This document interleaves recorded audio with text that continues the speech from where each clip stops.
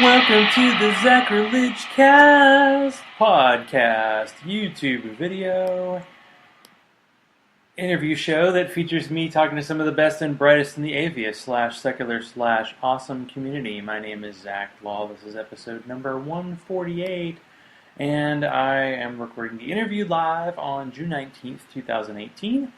Thank you to Marissa Alexa McCool for being on last week. Do check out Inciting Incident's 150th episode, recording this week in Chicago, and of course, read the book Once Unspoken, order directly from Marissa. Get a special autograph bonus. Tonight's guest was a prophet the last time I talked to him, episode 21 of the show. The prophet is dead, long live the prophet. He's going to show you that there really is something there still called humanism, and it is a goal worth arguing over. He didn't think that being Cookie and co-host in the SJW Circle Jerk was enough, so now he's Jerb the Humanist. Intermission music. Intermission music. Welcome back to the Zachrilege Cast. Jeremiah Traeger, a.k.a. The Prophet, a.k.a. Jerb the Humanist. Are there any other nicknames that I've missed out on? No. But the prophet died. The prophet has since gone away. Was there like an official death of the prophet? Because I know that was kind of your character on the show that we won't mention until we mention it. But that was a bit of a persona, and then it was mostly a way to stay anonymous.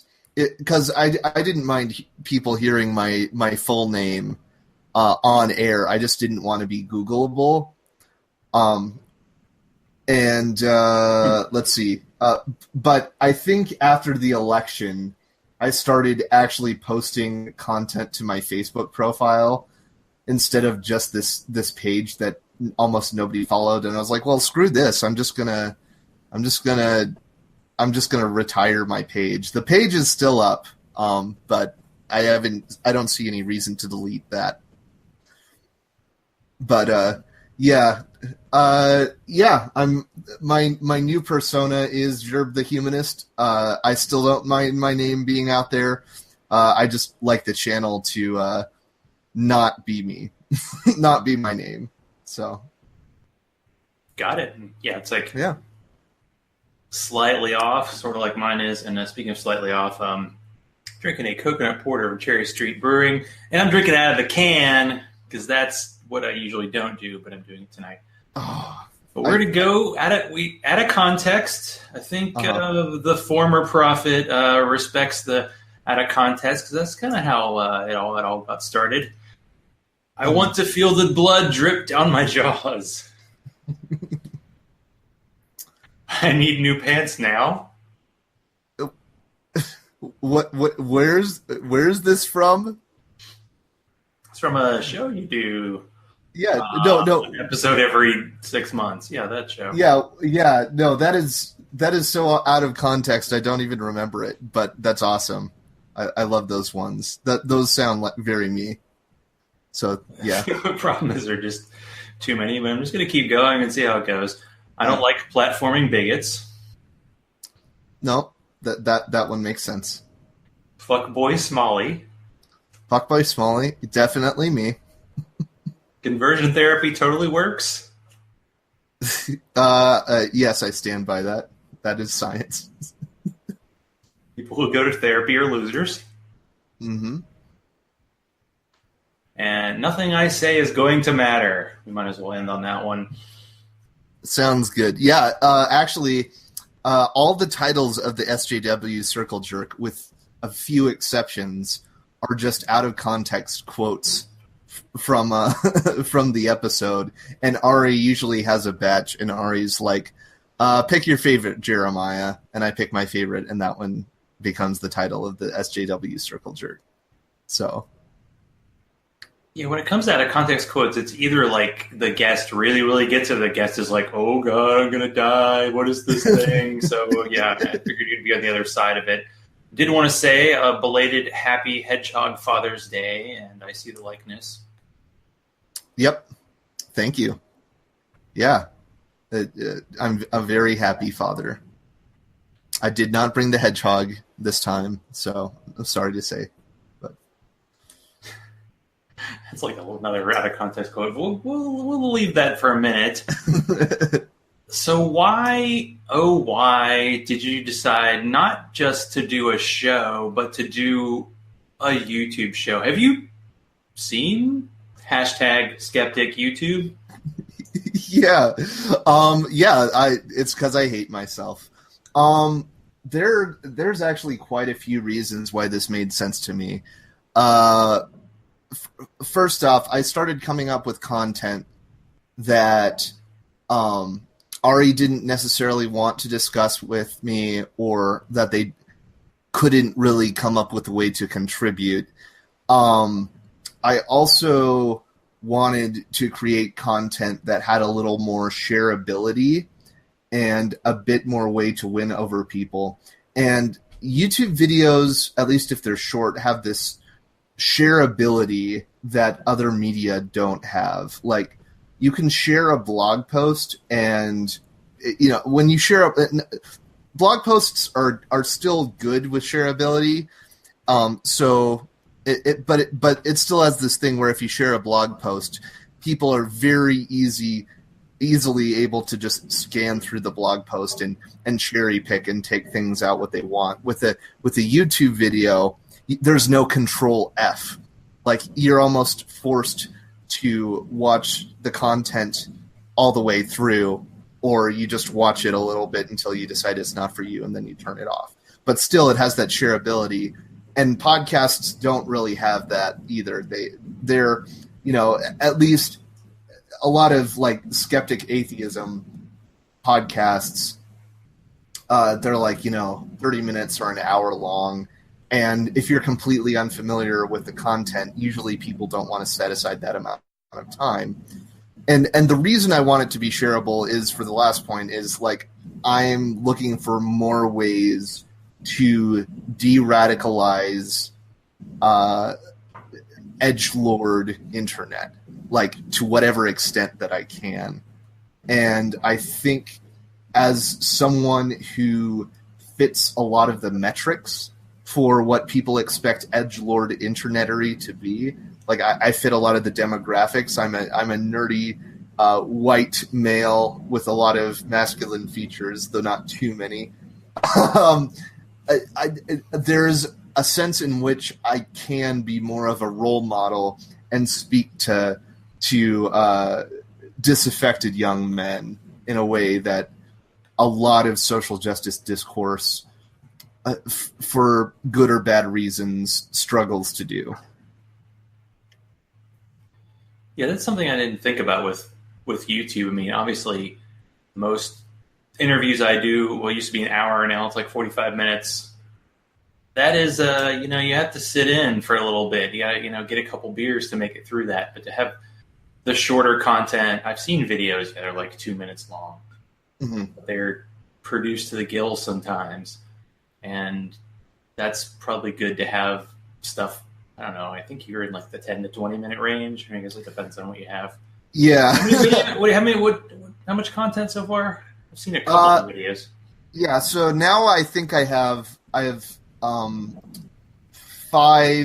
more or less video, maybe 6, 5.5. Call it 5.5. My first video is weird. Video essays on some of my. It's basically a blog post in visual medium form. And that's kind of by accident, because when I write blog posts, I tend to be very thorough. And so by the time I did all the editing and all the rearranging, I had 20-minute long videos, and I'm like, gonna see if I can cut it down. My most recent one, I got to 12 minutes, but I'm just so thorough. And that was one on thermodynamics. I'm also creating science communication content because I'm interested in science communication, and that video is on entropy, which I've explained in other media, but I wanted to see if I can create a visual medium that could that people could understand regularly. And in that video, you can see me say, well, I don't want this video to get too long, and it still manages to get over the 12-minute mark. So I guess conciseness is still a thing I'm working on, but as you can see by the length of my bumbling answers. Can I give a one-word review to the entropy video? Sure. Chaos! Chaos! I can't do the Jordan Peterson accent. It's just, you have to talk like Kermit the Frog and sound... a Canadian accent, but I don't know. It's like when somebody becomes the center-right, whatever YouTube person, first of all, you can't say any like three things true in a row, and then you have to become like a cartoon version of yourself, which people seem to latch on to. So what's how did you create your like persona of Jerb the Humanist, or did you just say, well, I don't want to use my official name? Yeah, it's weird. I think there's a real problem with our discourse, and trying to frame a persona on the internet around that can be difficult. Because the way a lot of internet figures have developed their persona, at least in edgelord internet YouTube skepticism, things like that, they want to bill themselves as these purely rational, highly critical thinkers. But they don't do it in a way that, say, you would in academia, in science, where people are actively seeking out the truth. And people still have flaws, but for the most part, people's goals in science are to determine the truth, and in academia, have a greater understanding of the world. When YouTubers are creating their persona, they're becoming the monster they're trying to fight. They're against SJWs who are screeching. They say they don't have good evidence or use good arguments or anything. But they also, the edgelord YouTube is snarky and shouting and completely uncharitable. The takedown video format is just taking little bits, whatever they can use to try and spin what the other person is saying and create their own narrative, and they'll get completely blown out of proportion in minutes. And the way I'm trying to not be that, but there's kind of a problem in there in that persona is kind of what gets clicks and sells because it's entertaining. Like, people are in it for the entertainment business. So I think what I need to do is to create some sort of angry SJW rant, maybe with some factual errors all over the place, and just let people dunk on me all across the internet for about a week, and then maybe I'll get more of a following that way. I'm trying to see how that works out. But, Yeah, the truth is you almost can't take anything literally, because there are characters that exist that are like, oh, they say they're a Christian, but they're really making fun of Christians, or, I'm an SJW, but I'm making fun of them, or, but there's this definite layer of meanness, because the attack video is never joking. It's very much like, not only is this person wrong, they're like a horrible human being. And it gets dirty. You get in the mud and you get dirty no matter what you do if you get in this game. So good luck. Get some beard oil. Yeah, I mean, and there are respectful critiques. I don't like the takedown format no matter really who does that. I've seen leftist YouTubers do that, and even then I'm just kind of like, this is not really what I'm into. But when there are videos that say ContraPoints or Sean will do. And those seem less mean-spirited. They are actually addressing what the person is saying and very calmly deconstructing the arguments that the other person's making. Now, there is something to be said about ContraPoints' earlier videos had a bit of that old-spirited, infighting element to them. They were slightly less respectful, but that might have also gotten her a following at the time. So, and again, like it's almost as if to market yourself to the internet and get a ton of nihilists to actually listen to what you have to say, you have to be entertaining. And what's entertaining these days is just trying to dunk on a ton of people, like, and trying to make yourself look smart and make the other person look like a shithead or something. So there's a definite problem, and I don't know how to solve it. So why do we need humanism, and how can you communicate humanism to people who want that kind of content, the takedown type content? Mm-hmm. Yeah. I don't have an answer for the takedown type content. Wait until I get takedown videos of me myself for that. But I think humanism is really important in that I think one of the things that religious communities have gotten right is the community element. And I think that is something that is sorely, sorely lacking in non-religious spaces. Religious communities, whether or not they're founded on falsehoods, and sometimes, and a lot of the times they're not in the case of UU churches, regardless of what they do, they are able to do positive change just by organizing around a group of people with shared belief systems. And a lot of people will say, well, atheism isn't a belief system. Atheism only means you don't believe in God. And I'm like, cool.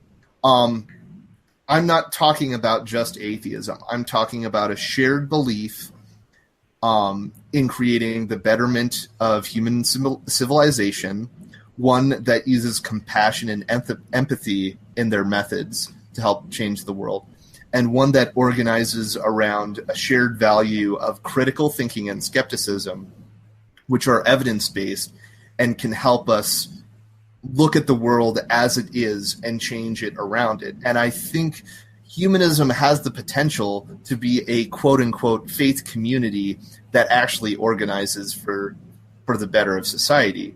And, get people together for direct action, get people together for campaigns, get people together to tear down jail cells that are concentration camps for Mexican workers. I don't know. That organizing atheists is like herding cats, as the cliche goes. But whether or not atheism can actually, or whether or not humanists can put words into action, is still up in the air. But I think there's potential there.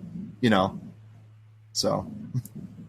You still believe? That's impressive. There is a progressive contingent of humanists, and you see it every time you go to a con. Like, the internet is horrible, but when you meet with atheists at conferences IRL, unless you're in Milwaukee, you get a ton of people who have a shared belief in positive change in the world.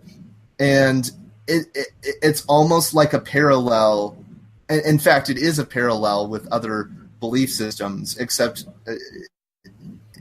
on the whole, it is a bit more progressive. Like, when I went to a march after Charlottesville in Denver, there were a ton of faith communities there, and it should go without saying that I don't agree with their metaphysical claims, but there were Baptists there and Methodists there, and I think those, well, maybe not as much the Methodists, but like, say, Baptists, I have a lot of problems with the Baptist church as a whole, but they were still a group of organized members looking to specifically combat white supremacy, as opposed to the rest of the Baptist Church across the nation that's shrugging its shoulders and basically trying to enforce white supremacy. But, atheists on a whole do tend to be more progressive. So the fact pattern is different, and you do see groups of people who feel more strongly about creating positive change. And it's not like the church where it's mostly conservative and slightly progressive. It's like the opposite. In real life, you get mostly progressive and then, a group of shitheads who still aren't necessarily mainstream conservatives. They might just be centrist assholes, which is still not good, but it's better, I don't know if you agree with that, but it makes sense to me. It does tend to get more, you feel more optimistic about the world when you get to meet people in person. And for some reason, I tend to do that at conferences that aren't where I live, and I don't do it as much here, so you do that more often. But yeah, going to like NanoCon or going to ReasonCon was definitely like, you had that warmth, that warm feeling, whether it was true or not, for a few weeks, and we definitely need that.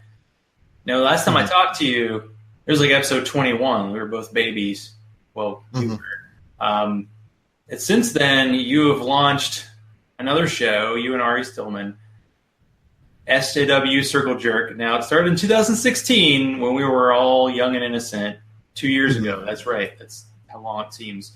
You're really on a fast pace, 30 episodes in like 2 years. Why did the two of you say, let's do a show? Yeah. Much like I'm creating content that doesn't fit into the SJW Circle Jerk, the SJW Circle Jerk was a spinoff for content that didn't necessarily fit into No Religion Required or The Gaytheist. Not that Callie didn't want to describe some of the things we talked about on the SJW Circle Jerk, but Ari doesn't want to run the Gaytheist Manifesto. It's not Ari's show. It's mostly Callie's show, and Callie's the co-host, which is fine. And I think a lot of Ari's philosophy is driving it, because Ari just wants to put out a show whenever they feel like it. No bells and whistles, no commitment whatsoever. And it shows, because we don't regularly put out episodes, because Ari doesn't really care to... It's just a show for its own sake. And I don't think Ari has any ambitions about putting out content like that. I do kind of feel like I want my work to have more impact, which is another sort of reason why I found the YouTube channel, and I have a regular schedule for that. But Ari and I do have opinions on social justice matters that we want to get out there, and I even though we tell people not to listen, don't listen to the SJW Circle Jerk because it's terrible. Apparently, a ton of people do want to listen whenever we put out an episode, and maybe they're shitheads who don't know a good podcast from a bad one, but it's there, Yeah, like your master of reverse psychology. Don't listen to the show. See, whereas I'm like sometimes listen to the show, and other times, you don't know that I exist. That kind of thing. But I think skits, and you have like music and shit. So you put a little bit into it. I make all the music for the SJW Circle Jerk. Shocker. And, yeah. Yeah, Ari does all the editing because Ari wants complete control. I'm the type of person who actually wants to put in effort, and I don't want to put in subpar effort to create my material. It may not be as good as it could be, but that's due to my skill level limitations rather than a lack of effort. And Ari just wants to put out an episode. Though I will say the most recent one on service animals is one that Ari actively promoted. If you listen to the Gay Theist episode, Ari was like, our most recent episode is on service animals, and Ari loves service animals. And it gets into things like, treating disabled people properly and how to properly treat an animal, and I find it very informative. So I think Ari is proud of that episode, but for the most part, it's not an ambitious podcast. It's just there to put out content. Now, are you shooting to take down the easiest, I guess, anti-SJW arguments, or are you occasionally going, oh, this side of SJW maybe a bit too much? Yeah, I think it started out that way, like saying, being a little bit both sidesy. That definitely isn't the case after the election. And I don't know, usually the thought process is like, I'm like, Ari, we should talk about this topic. And Ari's like, no. And I'll be like, all right, let's talk about this topic. And Ari's like, no. And usually something will pop up, something that we want to discuss. It might actually be, sometimes it'll be something like a Matt Walsh article. And if you follow me, you know that Matt Walsh is like my hate crush. If you want to create a moral compass that points in the best behavior to act, doing the exact opposite of Matt Walsh is about as good of a starting point as you can get, because he's just terrible. And a few times we've actually just read through his posts that he makes for the Daily Wire. And that's always just great content, because he's just a terrible writer and he uses terrible arguments. And I don't think he's explicitly anti-SJW, because he's not too wrapped up in internet culture. He's still within the realm of mainstream religious right-wing culture. So that gives us, I guess, a little bit of unique spin. I don't know too much about any takedowns we've made recently. We had a skit a couple times ago that was directed at a small atheist figure, but we're not. I don't think we're necessarily trying to stir shit to get fans. If we're stirring shit, that's just what we're doing. So. And do you have any deep feelings about the term itself, since it's part of your show title? Like, do you have a reaction when you hear somebody use it or see it? Like SJW? Yeah. Yeah, so actually it's funny. Ari and I have different perspectives on this. Ari actively defines themselves as a social justice warrior. That's part of their persona. And that's fine. I think their philosophy is like, sure, you call me a social justice warrior, I'm a social justice warrior. I'm taking up these causes. I care about these things. Let's go. Let's show people that there are normal people who hold these values and become visible, much like coming out of the closet is supposed to do for say atheists or for LGBTQ people. I myself don't actively call myself an SJW. Sometimes I will, just when I'm trying to be edgy, like, oh yeah, I'm the regressive cuck soy boy SJW your mom warned you about. But it's still just such an arbitrary term. like a lot of people, it's like the Mott and Bailey. Are you familiar with that? It's sort of like a logical fallacy where it's like, you know, you have a weak claim that is easy to defend or a strong claim that's hard to defend. And the easy to defend claim is, some people take things too far. They'll dox people.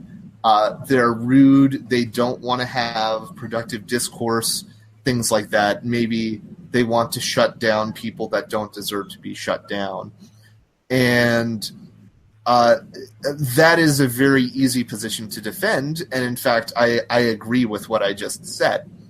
The hard to defend thing is, something like you're an SJW, or if you just so much as recognize something as basic as transgender people exist, or say the term Black Lives Matter, and somebody says you're an SJW because of that, they're immediately lumping you into the easy claim category, and then when you challenge them on that, they retreat to the easy claim instead of like defending their actual position of they don't want to engage with you. They don't actively want to grapple with how white supremacy manifests in America. They don't actively want to give charity to a side that is looking to gain rights for marginalized groups. What they want to do is they just want to spin things the way they want and paint social justice warriors as poorly thought out radicals who don't know what the world is like. And it's much easier to call me an SJW, to dismiss me on those grounds, than to actually listen to me. So I don't really, to sum it up, I don't call myself an SJW, but if somebody calls me that, I'm like, sure. Now let's get to the issues or something like that,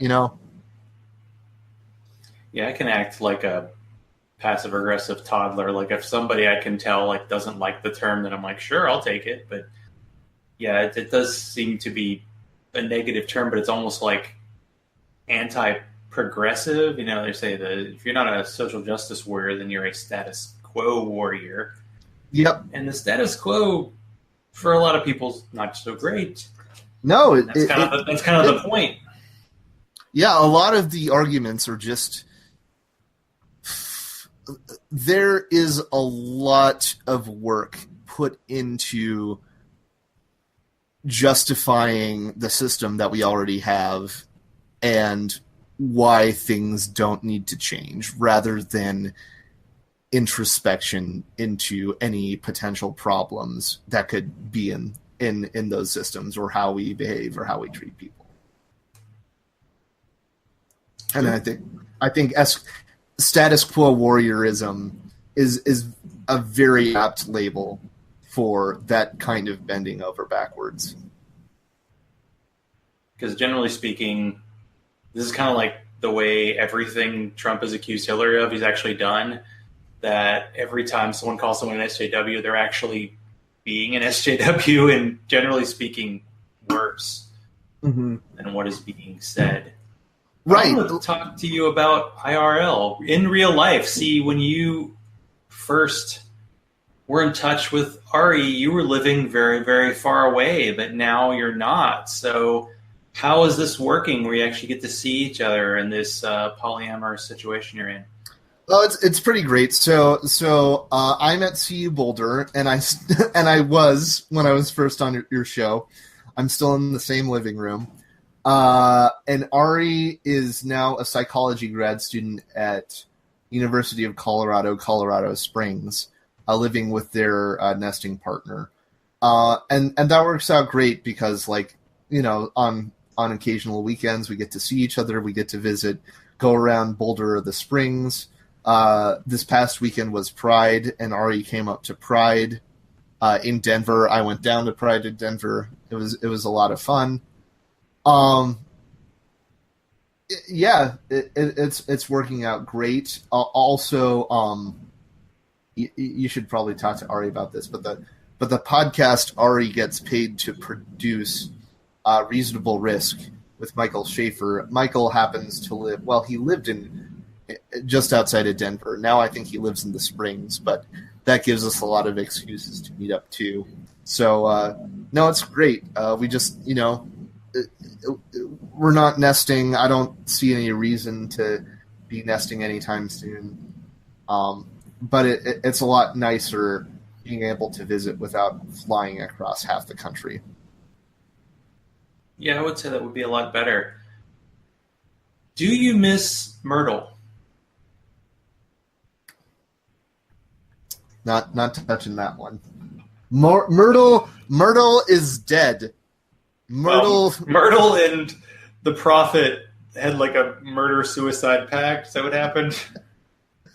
Oh, yeah. I actually don't know if Myrtle is dead. I wonder if she is. I listen to Hope After Faith regularly, but not that regularly, but it's not one of my every week podcasts, which shouldn't reflect on Bobby and Ashley or Jerry. It's more of a reflection of the enormous plurality of podcasts that I'm trying to keep up with. But I do wonder if Myrtle's a character, and if not, I'll tell Ashley to get on that for Hope After Dark. It should be, but I don't know. It seemed like that was the great uncouple, I guess. Yeah, no, it went great actually, and she came up when Eli came onto the show. That might have been one of my favorite No Religion Required episodes. He said that when she said Jew, it was like 3 syllables. Like, oh my god! When you talk to Miss Ashley, all you need to do is take out syllables where they aren't there and put them in where they aren't. So if you listen to Jeremiah, it's like 2 syllables, and when you listen to GU, it's like I don't know exactly how you described it. I love those two. I love those two so much. So, well, how's your studying going? Like how much? First of all, what are you studying? Can we understand it? Is it possible? And is there an end date, or are you just school for life? First of all, let's put some social justice discourse in there. When you ask, that's right. You're at a college, like where they're. Yeah. So is it a Marxist? Actually, does that happen? Is that? Yeah, it's Marxist chemical engineering. Okay. Where you have the proletarian biomolecules and the bourgeoisie transition metals. So awesome. I might consider asking a PhD student when they're done to be a quote-unquote microaggression, because no PhD student actually knows when they're going to be done until they schedule their thesis defense. That being said, I'm expected to defend maybe next spring, so maybe a little less than a year. We'll see how that goes. And I think I can explain some of my work. So what PhD students, at least in STEM, are doing, what I do actually is a job. It's literally my job. I haven't taken classes for over a year now. And I get a stipend. It is my job, and I get paid to research things, and I do it throughout the summer. Like, I get vacation time and everything. So don't think of it, even though I am a student, don't think of it like being a student. I'm actually just spending all my time doing research. And what I specifically am researching is looking at how DNA molecules interact with the solid-liquid interface. And that's interesting because I'm looking at underlying physics for how DNA behaves in certain environments. And even though I'm not actually working with biotechnology, it could potentially have useful implications for biotechnology, because a lot of things like biosensors, where you're trying to detect a certain DNA strand, rely on, say, like a chip, a type of surface, and you flow a solution of DNA across the chip to investigate what that solution actually contains. And that requires looking at how the molecules interact with the interface, how they move around, how they jump off that surface, how they get stuck onto that surface, and how they interact with anything else on that surface. So that's what I'm working at specifically. So the key question is, when are you going to make Jurassic Park happen? Oh, that's my favorite question. You're not the first person to ask about this. Sure. No, I read the book. No. Yeah, I've thought of going into my advisor's office and being like, okay, Dr. S. Okay, Dr. S, I have a new project proposal. Get this amber and extract the DNA and try and make dinosaurs. After which I would most likely be fired because I'm wasting his time. Isn't a thesis, I mean, it's kind of like, I don't know if it's book length.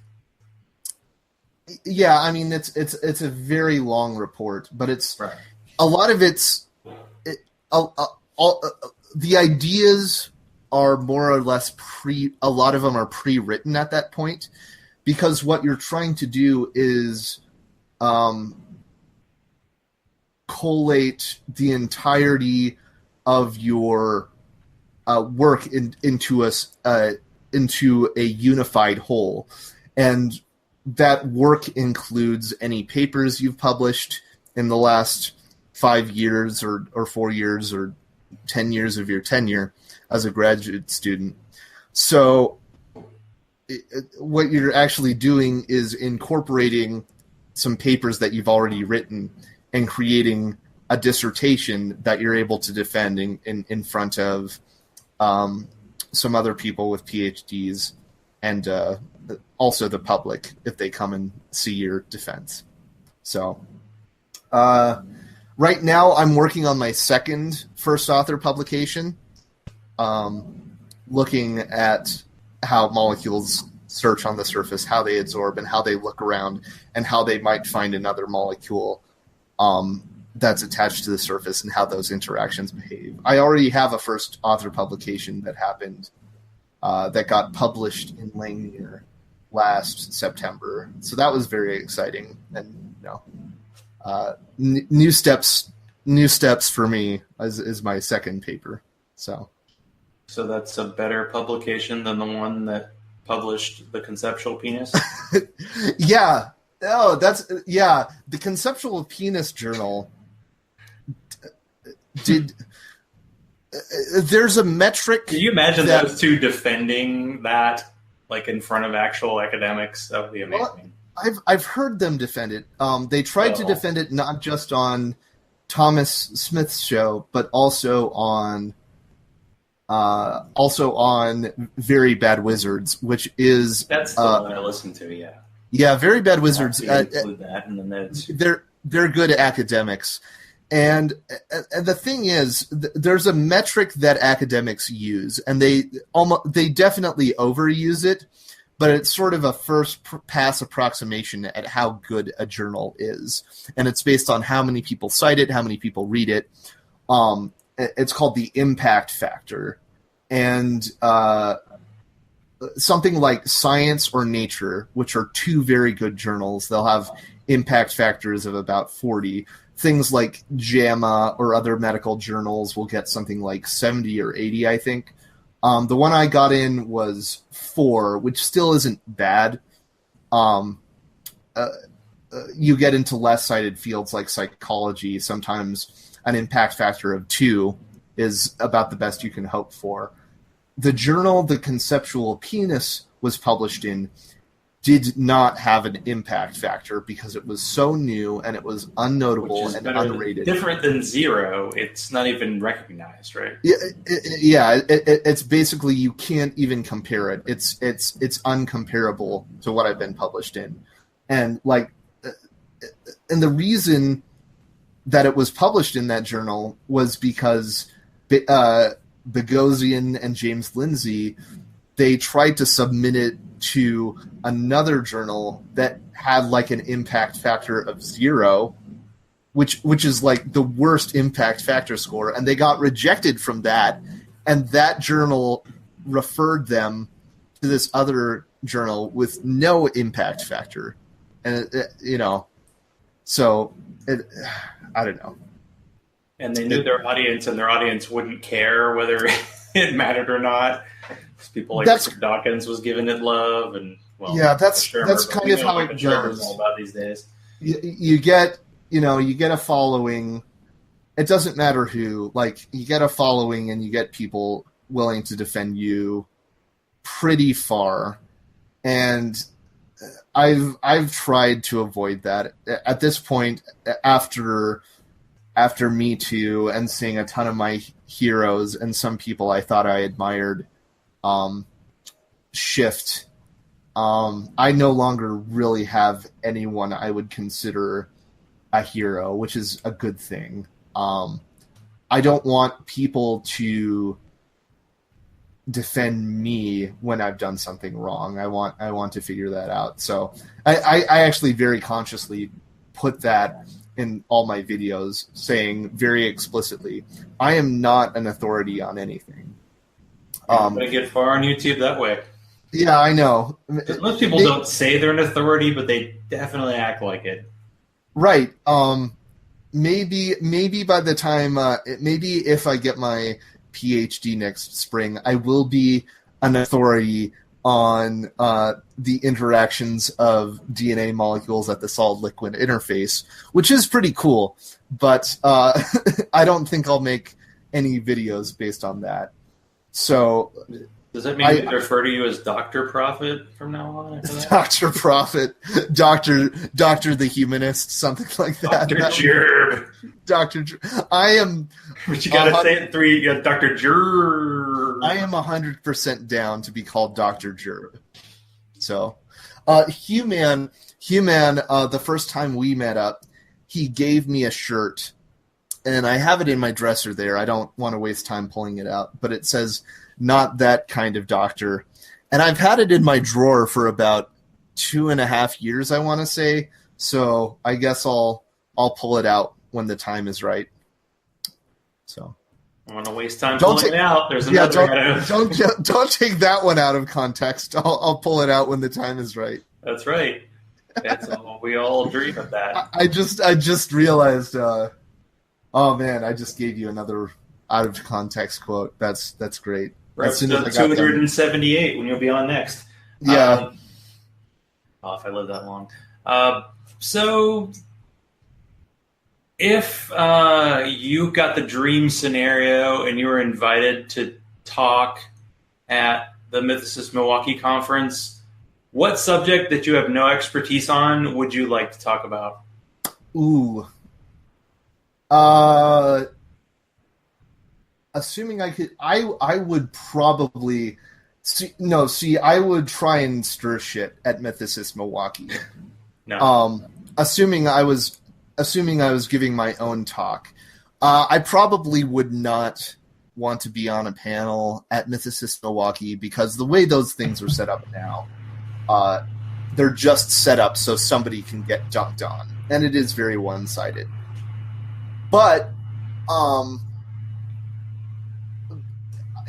if I had to pick a topic, I might do something very trollish, like something that I brought up earlier, like atheists need to create churches, something like that. And I think there's a bit of truth to that based on what I was saying earlier, is like humanists need to gather together and create communities and mobilize, go to marches, create direct action, do what other progressive religious communities do, and create positive change. And I would defend that case.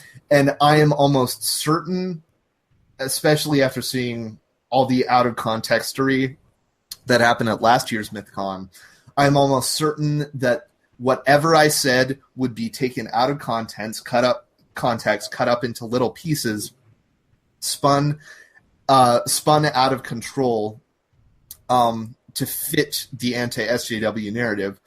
But it would get me notoriety, and I would stand behind. I would not say anything that I did not myself believe. So I don't. At this point, I'm not sure there's as such a thing as bad publicity, even if it's for a takedown. I think attention actually does just happen to get your ideas across better than, necessarily how good those ideas are. Otherwise, Donald Trump wouldn't have been elected. So I would do whatever I could to just get attention, even if it made me look like a complete dumbass in front of a ton of SJWs. As long as I'm being honest about trying to stir shit, and I'm being honest about what stances I believe in, then I don't care what they do to spin what I say out of context or out of control. I don't know if any SJWs would be invited, but we'll see. I have a couple of female former guests on this show that are going to be there, and they're gung ho, and yeah, I don't know how it's going to go. I'm there fearing the worst and hoping a small part of me is like there will be like this great takedown that will reverberate, but. Yeah, there is a panel. So you've probably seen people making fun of this in our circles. What is the impact of intersectionality? And it's such a diverse it's such a diverse panel that it has all the authors of the Conceptual Penis on that panel. David Smalley is moderating it, and it's got another person I don't know. And I think they just announced that they're getting a non-binary person who accepted an invite onto that panel. So they finally found one social justice warrior. I don't know this person. I think they were clearly looking for somebody kind of on the left, but probably just one. I think it was Music Man Mike _. That was it. And I followed them. I think them's correct on Twitter, and that's someone on the progressive side. Mm-hmm. I think there's just so much. That's one conference that they will listen to the whims of the masses and be like, okay, sure. Yeah, I just don't, and I think based on the tweets I've seen from Music Man Mike, I think I agree with them. We'll see how that goes. I just don't see it as anything other than an opportunity for anti-SJWs to dunk on people. I think they literally, if you listen to Mythicist Milwaukee interviews trying to defend getting Carl Benjamin there last year, they're totally just looking for attention. They're trying to shock jockey their way. It's working, but like I said, the mean side of it, I think that's there. I think there were people in that leadership that just left because they couldn't handle it. I mean, there even was a conference, I think, earlier this year where it was like the anti-Mythicist Milwaukee. It's like, no, we actually have progressive people in Milwaukee and beer, so come on up. Yeah, Bruce City benefit. I mean, it's really that attention does get them money. Like I said, that attention will get people far. Peter Coffin, by the way, is a YouTuber who lives off that message, and I think they have a lot to say that's valuable on that. But they'll do that all under the veneer of skepticism. And when you actually look at mainstream non-internet-based skeptic culture, you won't see anything like that anywhere in between. People like Michael Marshall, who have organized QED, live something like 20 minutes away from Swindon, where Carl Benjamin is, had never heard of that guy until Mythicist Milwaukee. People like the Merseyside Skeptic Societies don't associate with edgelords. You don't see edgelords actively doing things like food banks, like something like PastaCon does. You don't see you never see edgelords organizing in real life. It's maybe to see a talk by Carl Benjamin. You never actually see them gather. Get Tommy Robinson out of jail. You never actually see them mobilizing for systemic causes or social issues, that is to our benefit. But you also don't see them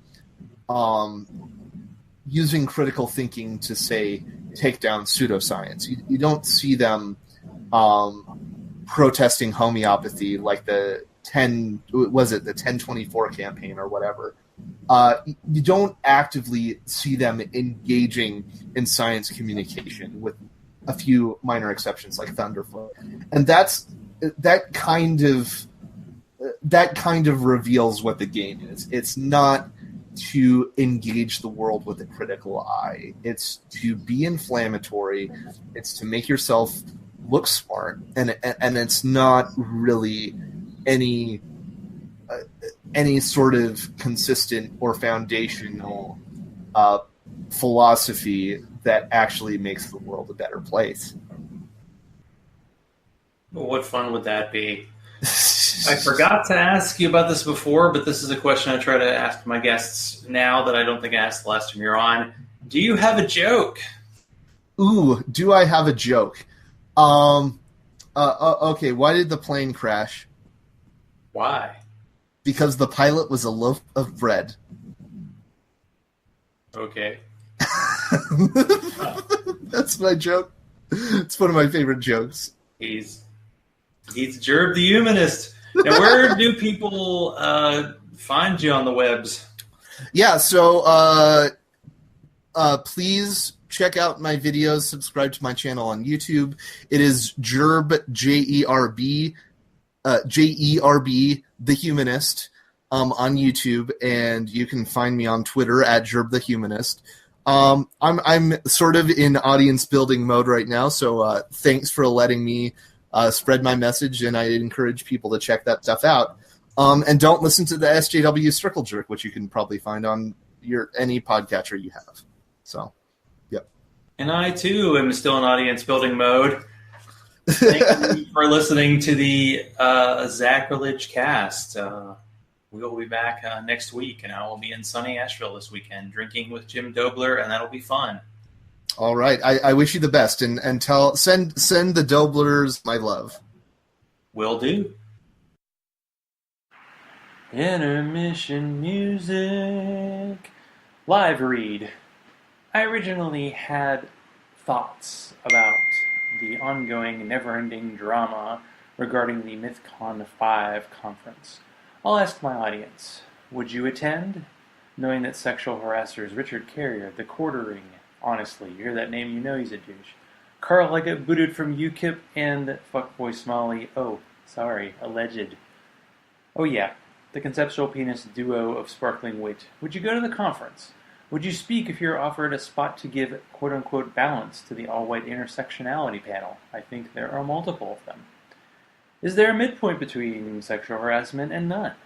I couldn't speak for the trans community last week, and I can't speak for the female atheist community here. We don't give any of you good options when this is one of the few choices you get for secular conferences in America in 2018. It's either be angry or be frustrated at yourself for not being angry enough. Next week, I'll have on Michael Wiseman of the Bible Says What podcast. He talks to pastors about what's really in the Bible. This week I drank a Cherry Street coconut porter from Cherry Street Brewing near Atlanta. If you want to support this show, be like Bobby, Hugh, Teody, Larry, Daryl, and the other Daryl, and support the show on Patreon, Patreon.com/Zachrilege, Zachrilege. Follow me on Twitter, like the Zachrilege Cast page on Facebook, and just say hi to me on zachrilege.cast@gmail.com. Thank you to Jeremiah for being on tonight. Now, last night I did an interview with Corey Johnston of the Brainstorm podcast, one of those weird things where the other person asks me questions, and it allowed me a rare moment of reflection regarding this show and what I'm trying to accomplish. I can't say for sure.